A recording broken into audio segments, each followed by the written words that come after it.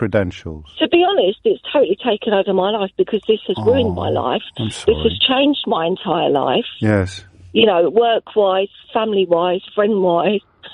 I'm sorry. Social-wise. I know, and it's because you're vulnerable. It's because I hope you won't hate me for saying this. I'm not vulnerable. I'm just you are. I'm so sorry, but you so clearly are, and there's no shame in that. But these people are taking advantage of your vulnerability. In a political climate where confusion spreads faster than clarity, this call stands out as one of the most revealing you'll ever hear. It's the kind of moment that shows, in real time, how ordinary people can be pulled into extraordinary beliefs, not because they're foolish, but because those in power left a vacuum wide open for misinformation to rush in.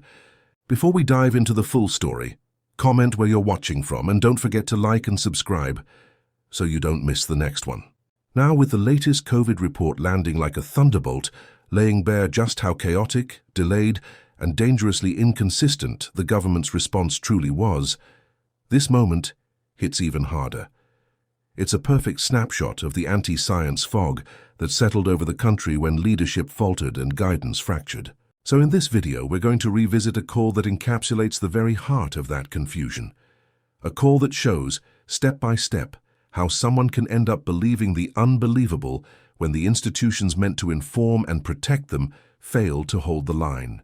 Let's watch it together, and once you've heard it with fresh ears, I'll break down exactly what went wrong and why it still matters today. Yeah, which ironically is Gaelic for freedom. But yes. I was there on Saturday, and I go to every one.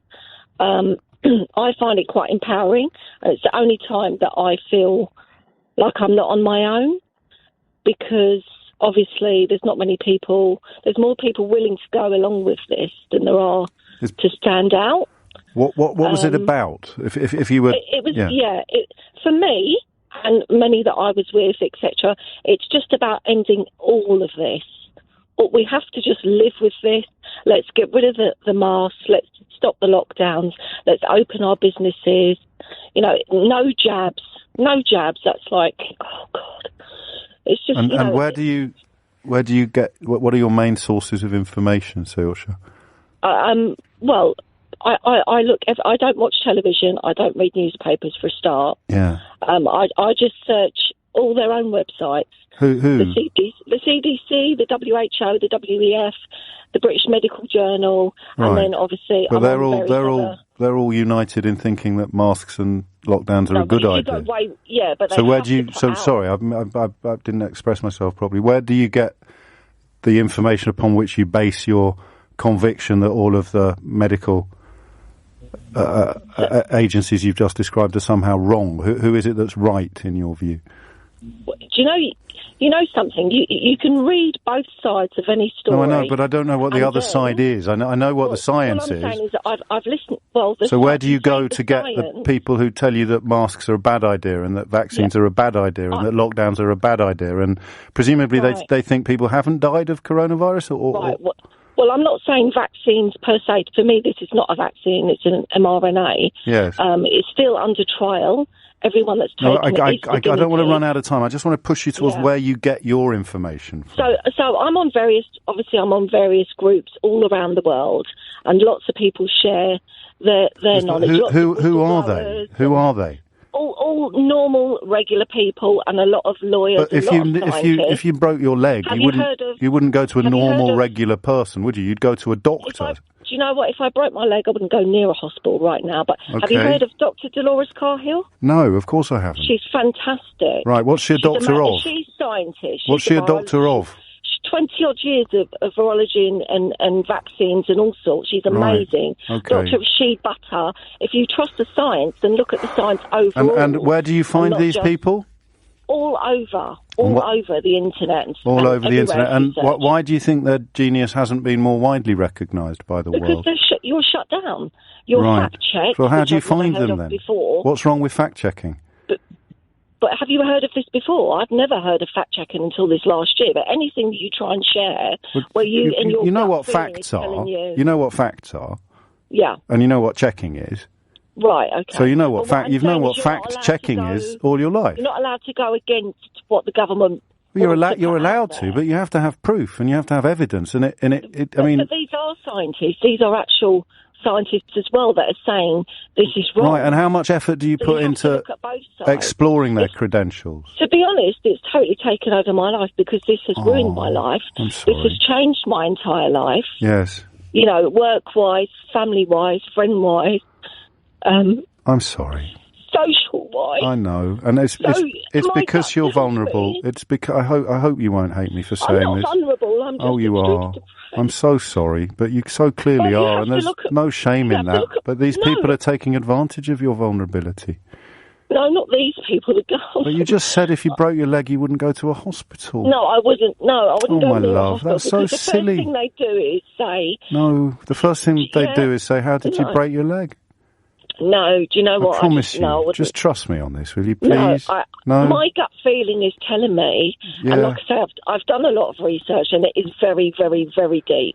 Right. So we're not going to go into the Magna Carta and the Freemasons and all that. There's no point. Okay. But on the start of it, the march is about, please, let's just get back to life. Let's ignore almost all of the scientists and listen instead to the ones that you found on the internet. No, I'm not saying that. That's what you just said. That's what you just said. And some of the people you've mentioned, I'm already receiving absolutely irrefutable evidence that they are not worthy of you and your interest. But I sense that I probably haven't even touched the sides there. Just please, if you get poorly.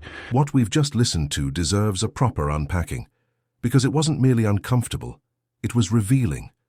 Painfully revealing. This call wasn't just an emotional moment with a confused listener. It was a living example of what happens when government communication collapses and leaves ordinary people fending for themselves in an ocean of conflicting information. When the people in charge fail to speak with clarity, confidence, and consistency, something else fills the silence. And that something else is usually the loudest, most sensational voices online, not the most accurate ones. That's exactly what happened here. She didn't stumble into conspiracy thinking out of nowhere. She drifted into it because leadership left a void wide open. And this is the uncomfortable truth. People do not go searching for fringe theories when they trust the people leading them. They don't reject science when the message from government is coherent, honest, and grounded. They don't turn to strangers in Facebook groups when the official guidance actually feels trustworthy. The protests she attended weren't random eruptions of anger. They were a reaction to a government that waited too long, acted too slowly, and shattered its own credibility. These were demonstrations against restrictions that could have been shorter, lighter, and less disruptive if action had been taken earlier and taken seriously. And then, of course, the elephant in the room. Dominic Cummings and the infamous Barnard Castle episode. That moment didn't just break the rules, it broke public trust. When leaders behave as though the rules don't apply to them, why on earth would the public feel confident in following those rules? It turned a difficult situation into a credibility crisis, and from that day forward, conspiracy narratives suddenly had fertile soil to grow. The tragic irony is that she identified the right problem, a government that failed her, but reached for the wrong answers entirely. Instead of demanding better governance, she was pushed toward the digital wilderness, where charismatic voices offered certainty without evidence. And this isn't confined to the past. You can see the same dynamic playing out now. Social media has become, for many people, the ultimate source of truth, unfiltered and unchallenged. Fact doesn't stand a chance when emotion, fear, and frustration are amplified by algorithms designed to keep people scrolling. We're so deep into this spiral that it genuinely feels like we're staring down a rabbit hole with no clear path back, and calls like hers are a reminder of just how urgent and how complicated the problem has become. What really hits you in that call is the moment she says this entire journey has ruined her life. You can hear the pain in her voice, not performative, not exaggerated, but genuinely human. She lost friends, strained family relationships, and isolated herself completely, all because she was pulled into a world of conspiracies at the exact moment the people running the country couldn't even get the basics right. And that heartbreaking detail about refusing to go to hospital with a broken leg, that isn't just a quirky belief. That's the logical endpoint of what happens when trust collapses entirely. When the institutions meant to protect you feel unreliable, and the only voices you listen to are the ones on your screen telling you to fear everything else. Looking back now, especially after this week's COVID inquiry, the whole call feels even more infuriating. The report confirmed what many suspected all along. The government's response wasn't just flawed, it was chaotic, confused, and catastrophically slow. That 1 month of delayed action, according to the inquiry, cost more than 23,000 lives in the first wave alone. 23,000. And all of it played out in a working environment riddled with toxicity, infighting, and indecision at the very top of Boris Johnson's team. The report makes something painfully clear. The issue was never the masks or the lockdowns or the guidance. The real problem was a government that acted too late, communicated too poorly, and left the public to fend for themselves in a storm of uncertainty. So I want to hear from you. What stood out most in the COVID report? Which finding frustrated you the most? Share your thoughts in the comments. And if you found this breakdown helpful, don't forget to like, subscribe, and turn on notifications so you never miss an update. Thanks for watching.